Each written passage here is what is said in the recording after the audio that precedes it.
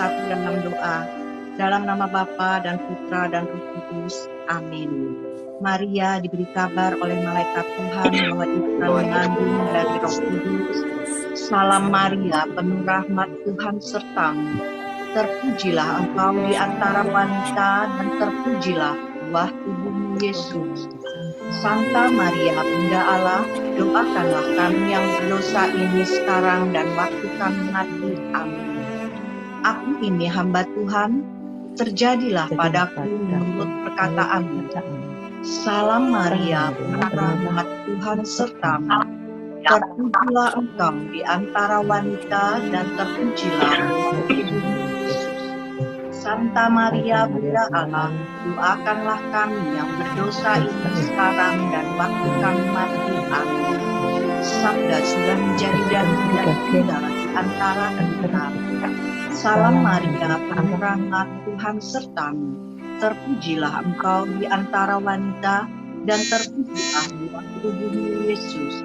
Santa Maria, Bunda Allah, doakanlah kami yang berdosa ini sekarang dan waktu kami mati. Amin. Selamat pagi ya Allah Bapa, Putra dan Roh Kudus. Puji syukur kami naikkan kehadirat-Mu untuk nafas dan hidup baru kami pada pagi hari ini. Kami boleh kembali bertemu dalam pertemuan virtual untuk mendengarkan firman-Mu. Mohon berkat rahmat-Mu yang akan menyampaikan firman dan pengajaran-Mu, dan juga kami mohon hikmat pengertian untuk mendengarkan pengajaran ini dan semua dilancarkan di dalam pertemuan ini. Kami satukan doa ini ke hadirat-Mu ya Bapa, dengan doa yang diajarkan oleh Tuhan kami, Yesus Kristus. Bapa kami yang ada di surga, dimuliakanlah nama-Mu, datanglah kerajaan-Mu, jadilah kehendak-Mu di atas bumi seperti di dalam surga. Berilah kami rezeki pada hari ini, dan ampunilah kesalahan kami, seperti kami pun mengampuni yang bersalah kepada kami. Dan janganlah masukkan kami ke dalam pencobaan, tetapi bebaskanlah kami dari yang jahat. Amin. Dalam nama Bapa dan Putra dan Roh Kudus. Amin. Silakan Bunda. Selamat pagi semuanya. Pagi. Pagi, Mama. Habis ini baterainya. Lanjutkan pertemuan kita pagi ini dengan gelar Bunda Maria yang berikutnya, yaitu Bunda Maria diberi gelar bunga mawar yang gaib atau yang ajaib, atau di dalam bahasa Latinnya Rosa Mystica. Kita pasti sudah sering kali mendengar kata itu, Rosa Mystica, bunga mawar. Rosa itu bunga mawar yang mistik, yang penuh dengan keajaiban. Nah, bunga mawar ini digambarkan sebagai bunga yang harum mewangi, bunga yang sangat indah, yang ajaib. Dengan kata ini kita diingatkan bahwa Yesus yang dilahirkan oleh Bunda Maria itu adalah keturunan Daud. Bagaimana ceritanya memang agak rumit dan tidak mudah untuk dimengerti, apalagi dihubungkan dengan kitab-kitab Nabi Yesaya misalnya saja. Nabi Yesaya berkata seperti apa? Yesaya 11 ayat 1. Di sana dikatakan, suatu tunas akan keluar dari tundul Isai, dan taruk yang akan tumbuh dari pangkal akan berbuah. Jadi itu bunga mawar yang gaib itu mengingatkan kita pada kitab Nabi Yesaya bab 11 ayat 1, di mana Bunda Maria yang akan melahirkan Yesus, nanti Yesus akan disebut keturunan Daud.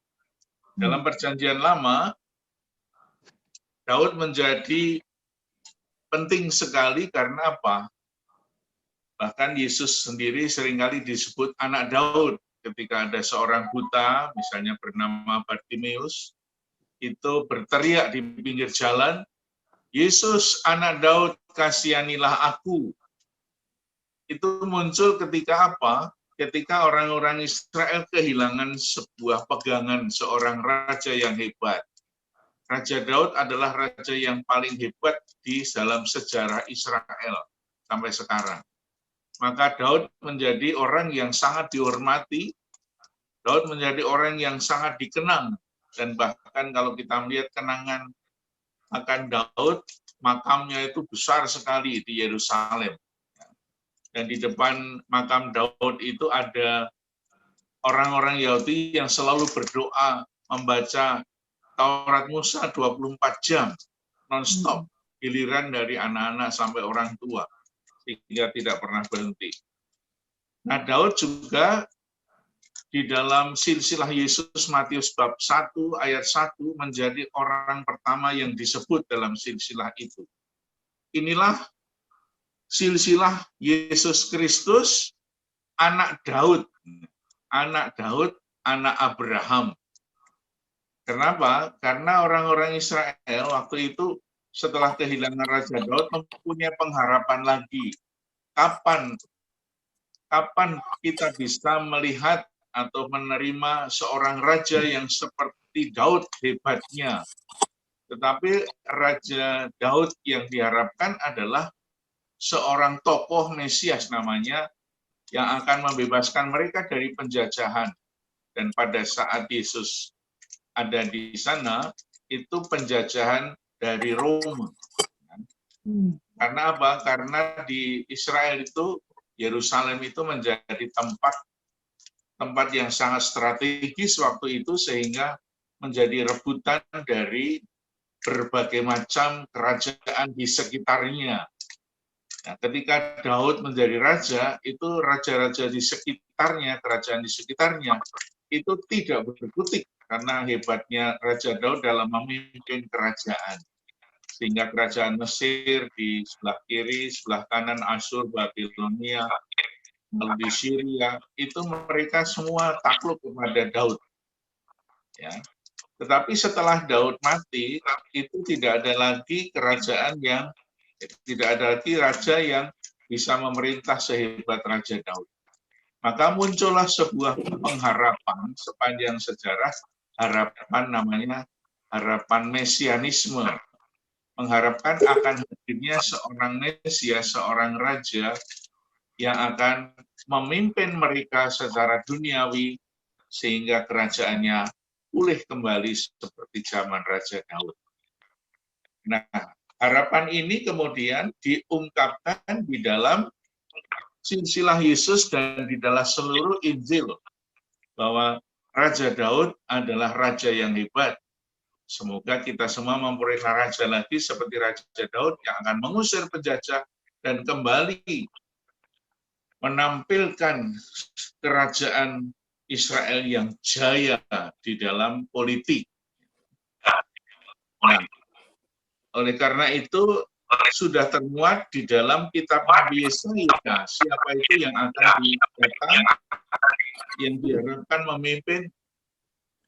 memimpin kerajaan Israel. Di sana dikatakan dalam kitab Nabi Yesaya, ya, suatu tunas akan keluar dari tunggul Isai. Kita tahu Isai adalah nenek moyang dari Daud. Itu perjalanan sejarahnya mulai dari silsilah itu kelihatan ketika Ruth itu orang Moab, itu jadi bukan orang Israel, itu ikut mertuanya Naomi ke Bethlehem. Karena waktu itu sejarahnya Elimelek bersama Naomi pergi ke Moab karena di Israel itu lagi paceklik. Tetapi akhirnya apa? Di Moab juga mereka mati semua kecuali Naomi dan menantunya Ruth. Ya. Sehingga Ruth ikut, saya mau ikut ke Bethlehem. Dan akhirnya Ruth ketemu Boaz, saudaranya dari Naomi. Lalu mereka menikah, kemudian antara Boaz dengan Ruth mempunyai anak Obed, Obed mempunyai anak Isai. Isai itu adalah siapa? Kakeknya Daud. Gitu. Daud. Ya, sehingga Daud itu adalah anaknya dari Daud itu anaknya dari Isai. Ya. Jadi Boaz memperanakkan Obed dari Ruth. Obed memperanakkan Isai. Isai memperanakkan Raja Daud. Ya. Jadi Isai itu adalah ayahnya Raja Daud. Maka di dalam Yesaya 11 ayat 1 itu dikatakan di sana, suatu tunas akan keluar dari tunggul Isai. Tunggul Isai. Dan taruk yang akan tumbuh dari pangkalnya akan berbuah. Tunas, keturunan baru dari Isai, yaitu ayah Daud, serta taruk diartikan sebagai mengenai Maria, yang menghasilkan Yesus sebagai buah dari itu, pohon itu. Sehingga di situ dihubung-hubungkan bahwa Bunda Maria diberi gelar Rosa Mestika, bunga mawar yang ajaib, karena akan menghasilkan tunas yang baru yang kemudian nanti disebut Yesus. Maka taruk itu, tunas itu diartikan sebagai Bunda Maria yang menghasilkan Yesus sebagai buah dari tunas itu. Agak berbelit-belit ya rasanya ya. Tunggul pohon mawar, ya, kita bayangkan pohon mawar tunggulnya itu, yang secara ajaib mulai bersemi dan berbunga, mirip dengan tongkat Harun. Kita kenal ya tongkat Harun ya. Tongkat Harun itu ada bunga-bunganya ya. Itu tongkat seorang Harun itu kan imam saudaranya Musa yang pada waktu ada di Mesir ketika menghadapi Firaun. Musa dan Harun maju karena mau membawa seluruh umat Israel pergi dari tanah Mesir menuju ke Laut Tengah, Laut Merah, kemudian masuk ke tanah Israel. Tapi ketika Musa dan Harun itu meminta kepada Firaun, Firaun tidak mau melepaskan budak-budak Israel karena mereka akan kehilangan tenaga kerja ribuan orang. Maka kemudian tongkat Harun yang ada bunganya itu dilemparkan menjadi ular seperti itu. Ya. Jadi tongkat Harun berbunga seperti yang diceritakan dalam kitab Bilangan 17 ayat 8. Maka Bunda Maria yang digambarkan sebagai tunas akan melahirkan Yesus. Maka seperti itu kemudian dibandingkan atau diumpamakan bahwa Bunda Maria itu adalah bunga mawar yang ajaib, yang kemudian melahirkan Yesus yang nanti disebut sebagai keturunan Daud menurut silsilah Perjanjian Lama, silsilah Matius. Itulah kira-kira Bunda Maria yang diberi gelar Rosa Mestika. Yang dinubuatkan dalam Perjanjian Lama ini terjadi di dalam diri Yesus. Yesus adalah pangkal atau tunas dari Isai. Isai adalah ayah dari Daud. Dan neneknya atau mereka adalah keturunan dari Boaz dan Ruth. Ruth itu adalah orang Moab. Sehingga Yesus datang itu bukan sebagai raja yang politis, nanti akhirnya jadi raja yang rohani. Yesus wafat dan bangkit tidak sesuai dengan harapan orang-orang Israel, yakni menjadi raja yang hebat secara politis dan jaya mengusir penjajah. Dan itu semua berasal dari sang rusa, sang bunga mawar yang harum mewangi, yang ajaib, yang lahir dari keturunan Isai yang sebetulnya berasal dari orang campuran antara Israel dengan orang Moab. Jadi ada darah di sana. Mau dikatakan apa dengan silsilah itu? Bahwa Yesus datang itu bukan seperti pemimpin Mesias yang politis diharapkan seperti yang diharapkan oleh orang-orang Israel, tetapi Yesus datang sebagai Mesias rohani. Maka kemudian nanti ketika kita mempelajari Petrus bertemu dengan Yesus, ketika Yesus bertanya, menurut pendapatmu, aku ini siapa? Petrus mengatakan Mesias. Tetapi kemudian dikutuk oleh Yesus, bahkan dimarahi. Enyahlah iblis. Karena apa? Karena konsep Mesias yang ada di kepala Petrus adalah konsep Mesias Yahudi, yaitu Mesias politis.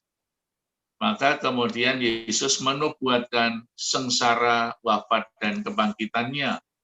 Dan itu Petrus agak marah sedikit, nggak mungkin. Lalu Yesus kemudian memarahi Petrus, enyahlah iblis. Sehingga dalam perjalanan sejarah Israel, akhirnya Yesus mengatakan Mesias yang diharapkan oleh orang Israel itu tidak akan pernah terjadi. Maka sampai sekarang orang-orang Yahudi masih mengharapkan adanya Mesias, sang juru selamat yang akan memimpin mereka. Dengan demikian mereka tidak percaya kepada Yesus, tidak menerima Yesus sebagai Mesias. Karena Mesias menurut otak orang Yahudi adalah Mesias politis. Itulah yang terjadi sampai sekarang. Maka kalau kita pergi ke Israel, orang Israel itu baik-baiknya itu pintar dan hafal semua kitab suci, dan hanya memang sebagai pengetahuan, bukan sebagai orang yang mengimani Yesus. Itulah gelar Bunda Maria Rusa Mestika. Dan kalau kita berziarah, itu ada juga di Bogor ada Rusa Mestika, di Tuntang, Salatiga, itu ada tempat Bunda Maria Rusa Mestika. Satunya ada di Sumatera, di Banyuasin. Itulah gelar Bunda Maria sebagai bunga mawar yang gaib atau yang ajaib, yang agak tidak mudah untuk dihubung-hubungkan, tetapi itulah kiranya gereja mau mengatakan bahwa Bunda Maria adalah sang tunas dan Yesus adalah keturunan Daud. Oke, monggo, itulah kira-kira singkatnya seperti itu. Ya. Gure Cina, ya. Halo Romo, Pagi Romo. Pagi. Berarti tunggul atau taruk itu sama dengan tunas ya? Ya. Pernah lihat bunga mawar enggak? Ya. Itu ada tunasnya, ada tunggulnya di bawah itu ya. Jadi Bunda Maria akan melahirkan tunas yang baru, yaitu Yesus sendiri.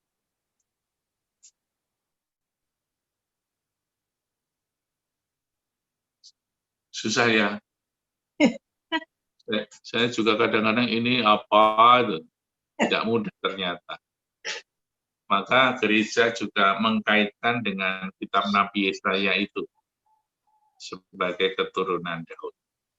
Itu aja. Oh, Ya. kalau yang dimaksud Mesias yang politis itu gimana ya, Mo? Apa? Mesias yang politis itu pengertiannya Kayak gimana? presiden, Raja kayak dunia. Raja Daud, Raja dunia, Oh, seperti pemimpin negara. Raja Daud itu Mesias yang baru, seperti Daud. Maka orang-orang Israel sampai sekarang masih mengharapkan Mesias politis itu untuk memimpin mereka sebagai bangsa Israel. ya Romo. Nah, ini Mesias yang sudah hadir, sudah ada, yaitu Tuhan Yesus sendiri, Sang Mesias. Mesias artinya apa? Mesias artinya yang diurapi, yang terurapi, yang berasal dari Allah. Masyah, Mesias, yang kudus dari Allah. Kalau orang waktu itu yang kerasukan setan itu, aku tahu siapakah engkau yang kudus dari Allah. Nah, itulah Mesias, yang baik, yang kudus, yang benar dari Tuhan sendiri. Maka orang Katolik, umat Kristiani beda dengan orang-orang Yahudi. Sehingga kitab sucinya orang-orang Yahudi berhenti pada perjanjian lama. Tetapi orang-orang Kristiani, apa yang dinubuatkan dalam perjanjian lama, itu terwujud di dalam perjanjian baru. Sehingga kalau kita mau belajar kitab suci, perjanjian baru memang latar belakangnya adalah perjanjian lama. Semua perjanjian baru kita pakai sebagai sumber iman Kristiani. Begitu juga perjanjian lama. Tetapi tidak semua aturan yang ada dalam perjanjian lama kita pakai. Bahkan sudah diperbarui oleh Yesus. Maka kalau kita mempelajari atau membaca kitab suci seperti ini, kenapa kok Yesus disebut misalnya anak domba Allah? Karena ada latar belakang perjanjian lama, anak domba itu seperti apa dan diperlakukan seperti apa. Itulah. Kalau Yesus disebut atau disebut Mesias perjanjian baru karena ada Mesias perjanjian lama. Kalau di dalam perjanjian baru ada Musa baru, Yesus disebut Musa baru. Kenapa? Karena di dalam perjanjian lama ada Musa yang lama. Begitu seterusnya. Maka perjanjian baru bisa kita mengerti dalam terang perjanjian lama. Begitu juga yang lain-lain semuanya. Oleh karena itu Injil Matius itu, karena Matius orang orang yang menguasai perjanjian lama, karena dia adalah seorang cukup menguasai perjanjian lama, ahli Taurat, maka dia mempelajari dua-duanya. Sehingga dia membaca Yesus dalam perjanjian baru juga dalam pemenuhan nubuat-nubuat perjanjian lama. Tetapi nubuat perjanjian lama ini baru diterima oleh orang-orang Kristiani sebagai nubuat untuk Yesus. Tetapi untuk orang-orang Israel, nubuat perjanjian lama bukan untuk Yesus, tetapi untuk Mesias yang sampai sekarang ini masih dinantikan. Kapan itu terjadi? Wallahu a'lam. Nanti akhir zaman kali menurut orang-orang Israel. Tapi kita semua meyakini bahwa inilah Yesus Sang Mesias yang dinubuatkan dalam perjanjian lama. Begitu kira-kira. Ya Romo, makanya kalau kita baca perjanjian lama selalu kan ditaruh di mezbah anak domba yang bersih, yang tidak bercacat. Rupanya begitu kita hubungkan itu bagi aku ya, begitu kita hadirnya Yesus di perjanjian baru, Romo, kita tidak perlu lagi menyiapkan anak domba yang suci, yang bersih, tanpa cacat itu, karena kita sudah ada Yesus yang sudah dalam yang sudah kita tidak pernah menyiapkan domba-domba lagi karena domba kita adalah domba Kristus. Ya, itu Kristus sudah menggantikan semuanya itu, menjadi kurban Ya. di kayu salib. Ya. Ya, Jadi kurban-kurban perjanjian lama telah diperbarui di dalam Yesus. Yesus. Sehingga kita tidak pernah menyembelih kambing banyak, Iya, karena Yesus kambing sudah Mbak. menggantikan tempatnya sebagai kurban satu-satunya yang sempurna, tak bercacat, Ya, sehingga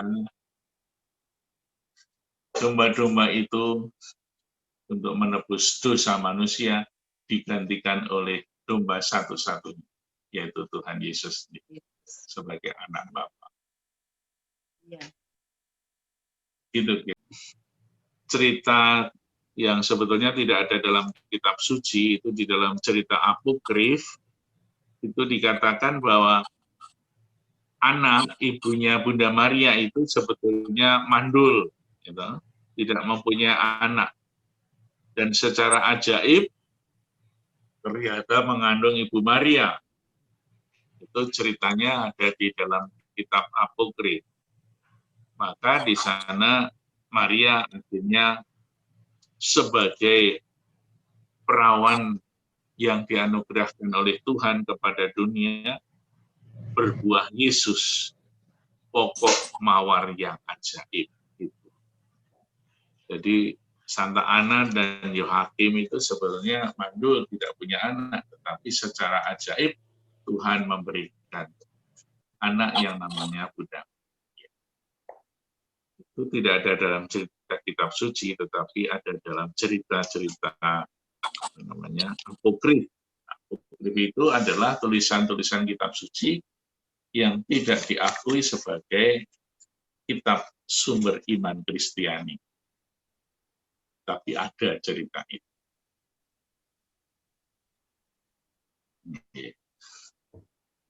Sarah sama Abraham.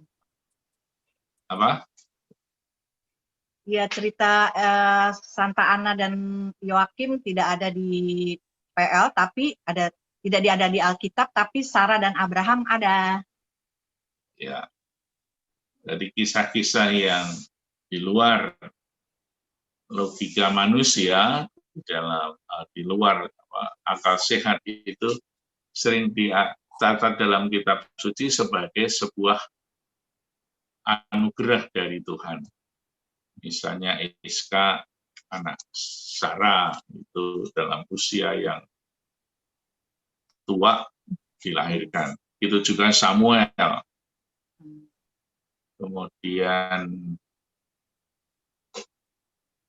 Bunda Maria akhirnya. Lalu Elizabeth, ibunya dari Yohanes Pembaptis. Kita bersatu kembali di dalam doa, dalam nama Bapa dan Putra dan Roh Kudus. Amin. Allah Bapa sumber segala berkat kehidupan kami, mengucap syukur atas pengajaran Romo Gunawan yang telah disampaikan dengan luar biasa, sehingga kami boleh dapat menerimanya dengan penuh sukacita. Mampukan kami, ya Tuhan Yesus, agar dapat menghidupi firman-Mu dalam kehidupan kami sehari-hari, sehingga kami mampu mewartakan kabar sukacita-Mu kepada keluarga dan sesama kami. Dan berkatilah kami semua yang akan beraktivitas pada hari ini Tuhan, di dalam berkat rahmat keselamatan-Mu, baik yang akan keluar beraktivitas maupun di dalam rumah, ya Tuhan. Mohon berkat rahmat keselamatan, kesehatan, rezeki, dan damai sukacita-Mu menyertai kami. Terima kasih Allah Bapa, Putra, dan Roh Kudus. Kemuliaan kepada Bapa dan Putra dan Roh Kudus, seperti pada permulaan, sekarang, selalu, dan sepanjang segala abad. Amin. Tuhan sertamu Dan sertamu juga. Semoga hari ini berkat Tuhan menyertai kita semua. Dalam nama Bapa, Putra, dan Roh Kudus. Amin. Amin. Terima kasih Romo.